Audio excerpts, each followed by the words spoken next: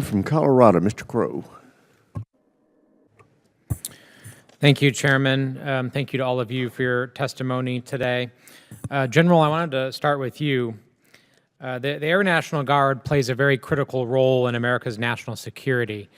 However, of the current 25 Air National Guard fighter squadrons, 15 do not have a recapitalization plan, including the 140th Wing of the Colorado Air National Guard, headquartered at Buckley Space Force Base in my district. That's why my good friend Don Bacon and I introduced a bipartisan legislation to stop the decline of fighter readiness and stabilize the Air Force fighter force structure across the active duty, Guard, and Reserve components. Your written testimony stated that the Air National Guard is critical to generating greater readiness against high-end threats through enhanced campaigning and training while remaining available to NORAD when indications and warning triggers are met. I, of course, couldn't agree more with you, as Mr. Bacon and many of us on this dais have advanced just that cause.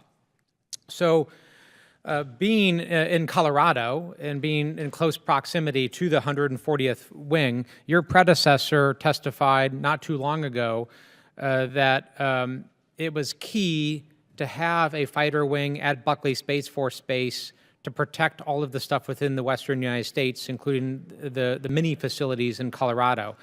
Is it your opinion that that is still the case, that having an alert squadron in close proximity to NORAD and NORTHCOM in the facilities in Colorado and surrounding communities is still essential? Congressman, absolutely. The Buckley unit is an outstanding unit, does a fantastic job in air defense, and they're critical to protecting not only Colorado, but the region's critical infrastructure. And if there weren't a unit at Buckley, what would be the next closest unit? It would most probably be Tucson or Tulsa. Okay, a considerable distance. Yeah, yes, sir.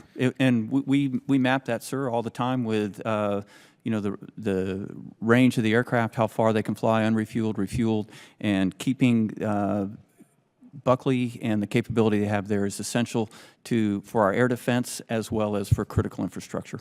Thank you. And the projections were, I've seen a couple of different scenarios that if the 140th Wing isn't recapitalized and phases out, they would still have to then have a rotational unit. Because of the things you just described, there would still have to be fighter aircraft there that would have to be rotated in, and that has costs to it, right? In fact, in some ways, rotating in units is more expensive than just maintaining a permanent unit. Yes, sir. The location is critical, and as you said, if the Buckley Guard unit weren't there, we would have to rotate a unit in, and you lose a lot of efficiencies and effectiveness when you rotate versus having permanently based. So it sounds like your professional military opinion is that it's essential to have a unit at Buckley to protect the homeland and the western region. Yes, sir. That is correct. Okay. Thank you, General. Admiral, to you, can you explain to me the current security situation in Colombia? I've been watching Petro administration with a lot of interest over the last couple of years. It appears to be degrading pretty rapidly. I would just love your thoughts on the situation in Colombia. Thank you, Congressman. I think it's a very challenging problem set. I will share with you that I think from a military relationship, we're very tied and very tight. I can tell you right now, they're in a fight today. When it comes to the counter-TCOs, ELN, FARC, we continue to support them with our current authorities. But I think that it becomes more tenuous every day, but they are in the fight. They're committed to working with us, one of our strongest partners in the region. And what more should we be doing to engage and to assist our Colombian partners with that deteriorating situation? I think across the spectrum, it comes back to security cooperation, our partnerships, right? So whether it's joint exercise training, we do joint exercises, whether it's the different type of hardware and equipment, we can give them intelligence sharing, and we'll continue to do that. But we have to continue to stay at the forefront and understand their needs and work with them. And you've also mentioned in your testimony that diplomacy and non-military means of engagement are essential for you as a combatant commander.